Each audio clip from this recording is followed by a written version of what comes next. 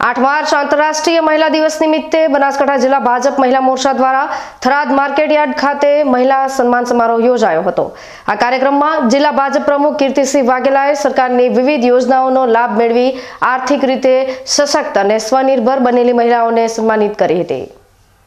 આ કાર્યક્રમમાં કીર્તિસિંહ વાઘેલાએ સરકારની વિવિધ યોજનાઓની માહિતી ઘર ઘર સુધી પહોંચાડવા માટે મહિલાઓને આહવાન કર્યું હતું, જેથી અન્ય જરૂરિયાતમંદ મહિલાઓ પણ આ યોજનાનો લાભ મેળવી શકે। આ સમારોહમાં પૂર્વ સાંસદ પરબતભાઈ પટેલ, પ્રદેશ ભાજપ કોષાધ્યક્ષ કનુભાઈ વ્યાસ, જિલ્લા મહિલા મોરચા પ્રમુખ ભીખીબેન વોરા તેમજ અન્ય અનેક મહિલા આગેવાનો અને કાર્યકરો ઉપસ્થિત રહ્યા હતા। આ કાર્યક્રમમાં આવાસ યોજના, પશુપાલન, હસ્તકલા, કિડની દાન કરનાર મહિલાઓ, આંતરરાષ્ટ્રીય અને રાજ્ય કક્ષાએ એવોર્ડ મેળવનાર દીકરીઓ અને એનજીઓ ચલાવતી મહિલાઓને બેગ, પુસ્તકો અને સન્માન પત્રિકા આપીને સન્માનિત કરવામાં આવ્યા હતા। આ કાર્યક્રમમાં મોટી સંખ્યામાં મહિલાઓ ઉપસ્થિત રહી હતી અને ન ભરપાઈ કરી હોય, ટાઈમ ટુ ટાઈમ વ્યાજ અને મૂડી આ મહિલાઓએ ભરી છે। ત્યારે આત્મનિર્ભર બનીએ છીએ ત્યારે આપણે સમાજ જીવનમાં પણ આપણી પણ કંઈક જવાબદારી છે।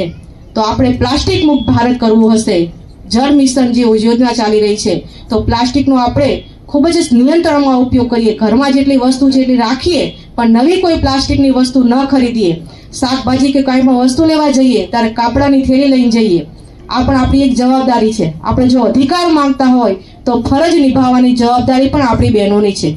આપણી 100% ભાગીદારી છે। ત્યારે આપણે આ સમાજને, વાતાવરણને સુરક્ષિત રાખવું, પર્યાવરણની જાળવણીની જવાબદારી પણ આપણી બહેનોની જ એટલી છે।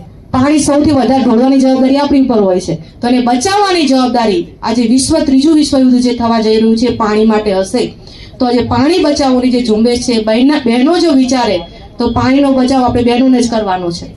ભાઈઓ તો બિચારા સવારથી જતા રહે, સાંજે ઘેર આવે છે, બરોબર, તો પાણીનો દુરુપયોગ આપણે બહેનો કરી રહ્યા છીએ। ત્યારે કઈ રીતે બચાવવું તમને કોઈ શીખવાડવાની જરૂર નથી, એટલે માટે મારી વાતમાં પડવું નથી, પણ સાથે સાથે એક સામાજિક જવાબદારી આપણા પ્રદેશની સૂચના મુજબ અંગદાન, જીવન દરમિયાન રક્તદાન અને મૃત્યુ બાદ અંગદાન।